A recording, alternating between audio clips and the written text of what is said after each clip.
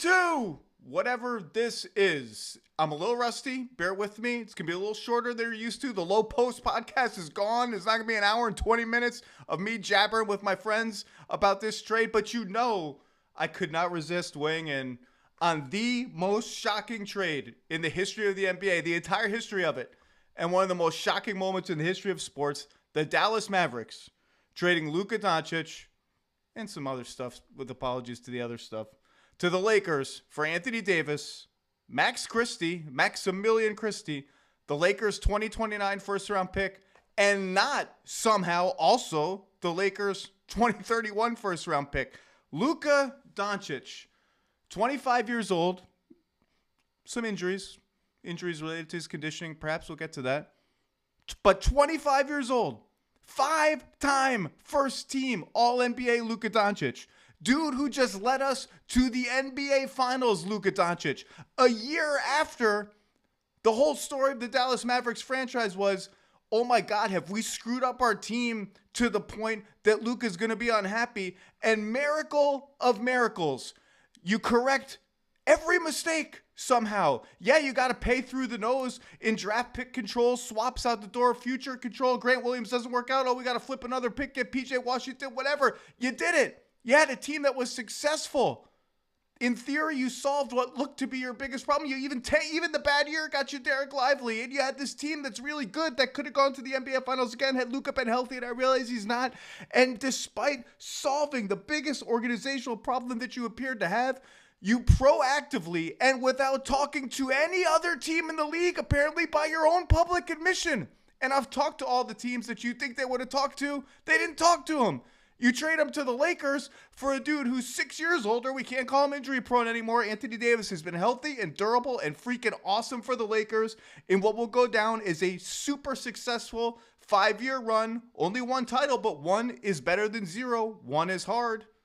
A lot of players never win one. The bubble title counts. It counts. It's always counted. I was on record about that from the beginning. No asterisks, nothing. It's a championship. It counts. It's a little different. But it counts. Don't devalue it just because you don't like LeBron. You don't like to see him succeed. Another conference finals, generally awesome basketball. Oh, my God. I don't even know where to start with this. This is, for me as a sports fan of 47 years old, I got to check my time here because I know I don't have that much time, is the only events that were just as viscerally shocking as this in my life were two. The only two I could think of were Buster Douglas beating Mike Tyson. You just had to be alive at that time. And Jordan retiring for the first time after the 1993 title. That's it.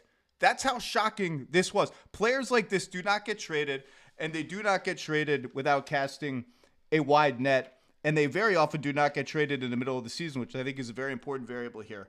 So I thought of many, many things as my brain was processing this. I thought of Michael Finley taking Luka Doncic's beer away from him after the Mavs had won the conference finals. A moment that we all kind of found funny at the time. Oh, look at that. They're trying to monitor Luka. I know maybe not the best time for a beer. In retrospect, kind of feels like a real thing. I thought of Trae Young. I thought of Vlade Divac and De'Aaron Fox, who just got traded to the Spurs in a freaking heist by the San Antonio Spurs in a deal in which, of course, the Chicago Bulls received the least value in Zach LaVine going to Sacramento, all the picks going to Sacramento. That's for another day. The Spurs, by the way, terrifying that they get De'Aaron Fox without surrendering not just Stephon Castle, who's going to be awesome. I love that dude. But also Devin Vassell, who I've always liked.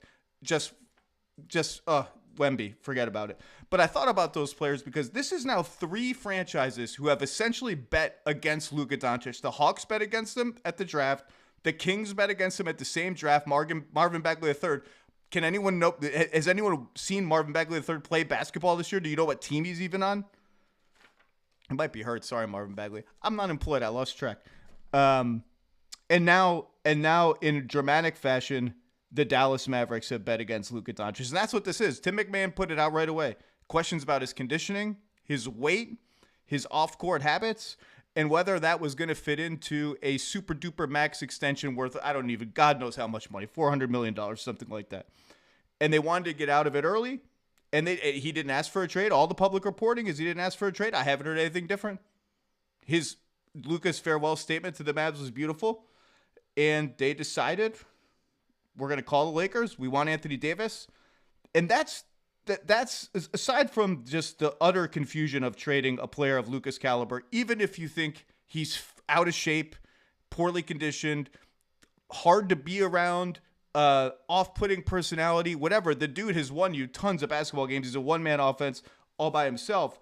This trade is shocking on so many levels. First of all, the Lakers. Oh my God, the Lakers. Every star. It's just every top 10 player is going to play for the Lakers. For them to get this exit ramp from an era that was going probably nowhere significant. And yeah, I don't think they're going to do anything huge this year, but I think they're actually going to be if Luka can get healthy, this is an interesting, dangerous team. They've got other trades to make. There's going to be more trades in the next 72, 96 hours. It's a good team. Dallas is also going to be a good team this year. You stick Anthony Davis at the 4 with PJ Washington, Kyrie, probably Clay, one of the centers that are healthy. You got a bunch of good wings coming off the bench. That's a good team. That's cool. Great. Got a good team. You made this trade without canvassing the league, and you can excuse that away any way you want. Nate Jones, who's an agent and a sharp dude, had some tweet today about how, well, as soon as you start canvassing the league, word gets out that you're trading Luka, your leverage goes down because he's going to pick his team, blah, blah, blah. You could also argue like, well, if you get the Godfather package from whatever team you want, trade you 8 first-round picks for Luka, those picks probably aren't going to be that great because Luka's not, blah, blah, blah, blah, blah. None of that matters to me. Because you know what? If you lose leverage, who cares? You just don't make this trade right now for 31-year-old Anthony Davis, period. And I think the midseason timing of it is interesting. The Mavs are pot committed in a lot of ways to being successful in the next 3 to 5 years. They traded all these picks and all these transactions we don't have time to talk about. Their season is going off the rail. Not off the rails, but they're hovering a few games over 500. It's going to be a struggle for them even to get, home court, top 6, whatever in the West. And they, I guess, wanted to write that right now. One of the big reasons their season is that way is because Luka hasn't played half of it about. You can pick any team you want. Oklahoma City, they've got all the picks. They also have a player who they probably think is as good as Luka Doncic, SGA. Can't argue with that. San Antonio, they just made a trade. Memphis, well, the threat of Luka leaving in free agency in 2026, that's probably going to turn Memphis off. Houston would have a meeting about it. San Antonio would have had a meeting about it. Tons of you could make up any trade you want. It's Luka Doncic. You call Minnesota, hey, Anthony Edwards. You can call Orlando and be like, how about Franz Wagner and every single other young player other than Paolo and every pick and swap that you have. You can call Brooklyn, and yeah, you could say Luka's not going to want to go to Brooklyn. They stink. Fine. Call Toronto. Everybody but Scotty Barnes. Maybe even Scotty Barnes, the whole franchise. The CN Tower, whatever you want. But it's mid-season. Like, even for Houston, that would have been an interesting conversation. If it's like Amen Thompson, Şengün, and 7 first-round picks. Houston as the number 2 seed in the West, okay. Memphis, number 2, number 3, whatever they are. I don't know what the trade with Memphis would have been. San Antonio obviously would have had a meeting about it. Wemby and Luka together is too much to contemplate. Again, you could name every team in the league, and it's just harder to do those trades in every possible way in the middle of the season, which is why I keep coming back to just don't do it in the middle of the season. You're afraid about 2026? Deal with it at a different time. He's going to sign the Supermax. You don't have to worry about that. You think he's going to demand a trade after he signs the Supermax? Fine, whatever. You're worried about this season because of Luka's health? Fine, punt this season. You don't have to make this specific trade at this specific time. Wait till the off. If I'm not even saying this is true because I think Houston is one of the teams that I think would have looked hard at it. But if they're tepid right now, if San Antonio's tepid right now because you're demanding Castle and Vassell and 6 first-round picks and all the swaps and all that stuff, if they're tentative right now, then you just say, let's wait until the end of the season. Maybe Houston loses in the first round and realizes, you know what? We don't have the single guy that we need on the perimeter, the single engine of offense that we need. Here's the Godfather offer. Maybe Oklahoma City loses in the second round and totally changes course. Maybe something insane happens somewhere else and there's a 4-team trade that happens and you get 7 first-round picks. They could have gotten the Godfather offer somewhere, and yeah, maybe some of those picks would have been attached to the team that Luka gets traded to, so you think, well, as long as Luka's healthy, those picks aren't going to be that great. Well, you're betting against Luka to begin with, and the picks would go so far out that you would never know what was going to happen. And probably you can triangulate it so that a third or fourth team's picks are coming to you. Look, I mean, AD is awesome. AD is awesome. The team is going to be tough and defensively oriented. Yeah, they have a million centers. That's fine. He'll play the 4. They'll close it to 5. They'll probably make maybe I shouldn't say probably. Maybe they'll make a trade between now and the deadline. A lot of interesting stuff still. But by the way, the amount of chatter as I'm checking my phone right now,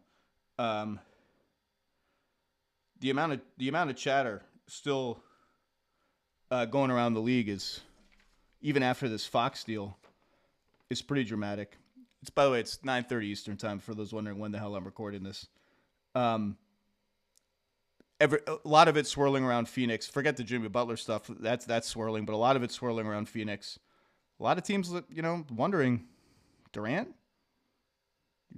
What's going on with Durant? You guys gonna take some calls? You guys taking calls? I think KD probably wants to stay in Phoenix, but who knows on that front. But back to this. I mean, this is. I still am absolutely in shock that the Mavericks did this trade. Their fan base is irate. Look, fans can be fans, but this is bigger than just sort of, oh my gosh, you can go through the basketball reasons and the asset reasons. I just don't think there's really any rational justification that makes sense for making this particular trade right now. And I say that knowing Anthony Davis is awesome and people talk about him like he's 35. He's only 31. He could have another great 5, 6, 7 years. By the way, you're also betting now on Kyrie Irving as the centerpiece creator of your offense. Not quite alone, but as a perimeter ball handler, kind of alone. Because I think that's one of the things that factored into the Lakers' decision. AD is an awesome player. We've had this AD thing for 10 years now of like, why can't AD average 30 every night? Or, we see it in the playoffs. He has an 18-point game. Well, where's AD? He didn't show up. He scores 40 one night, 18 the next. Why is he not like Jokic? Why is he not like Embiid, who still never plays, but be that as it may? Why is he not like Giannis? It's because he can't create for himself like those guys. And he could do so much other stuff. He's a great secondary sort of creator. He can pass from the elbows, all that. But that was weighing on the Lakers because with D'Lo out and Reeves is playing awesome, there's just so much on the shoulders of those guys, those two guys to create everything. The AD only minutes without both of the perimeter creators were going to be shaky offensively. Even AD plus Reeves, no LeBron, was going to be shaky offensively. And LeBron's 40. I went to a Lakers-Pelicans game in New Orleans with my buddies where I think LeBron had like 8 points, no, maybe 6 points at the half, finished with 20, made a couple clutch jumpers. And I was telling them, man, you would never see a game like this even last year where LeBron felt this, not even uninvolved, just like kind of there, just unimpactful. He had never felt that way before, and he feels that way quite a bit, less so in the last couple weeks the last month since taking his little hiatus. But I think this Luka LeBron thing, obviously it's a bridge to the future more than anything else. But I think short term, the Lakers can get pretty interesting if they can find a big man who's better than Jackson Hayes. Play a lot better, small ball units now with Luka, who brings some heft to it. And by the way, first of all, as I said, credit to the Lakers for recognizing more than anything else, this season, this iteration of the team, cool, we'll win as many games as we can. We can't be about this team anymore. We got to be about the future. And kudos to them for that. And I was going to say something else, and now I forget what it was. But just absolutely shocking trade. Maybe a wake-up call for Luka. I mean, a pissed-off Luka should scare everybody. Kyrie and Anthony Davis, by the way, that was what Boston's dream was back before all this other good stuff happened for Boston when AD ended up going to the Lakers. That's it's kind of an irony in all this, too. What I meant to say about Luka is all this stuff about conditioning, we're defense first, blah, blah. The conditioning is a real thing. There's no question about that. This team has been a good defensive team. Luka has had some hellaciously bad defensive moments in the postseason. He's also had some moments, including in the finals run, where he's kind of risen to the challenge to the degree that a player like him can rise to the challenge. He's smart, he's physical, he can do stuff when he wants to be, and he showed when he needs to be, when he wants to be, when the spotlight's on him, when he's embarrassed. he can turn it up a little bit.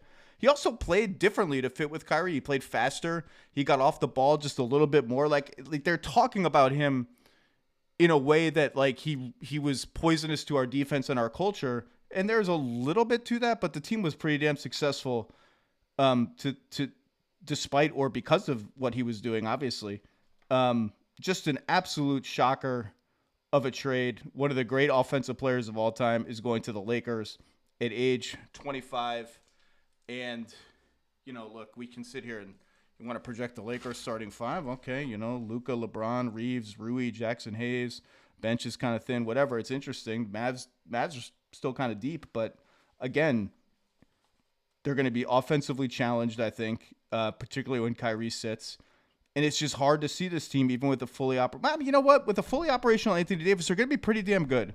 And the West below Oklahoma City is a little murky, and this team doesn't fear Oklahoma City. You can start to talk yourself into it, and then you realize I'm kind of missing the forest for the trees. And the forest is Luka Doncic.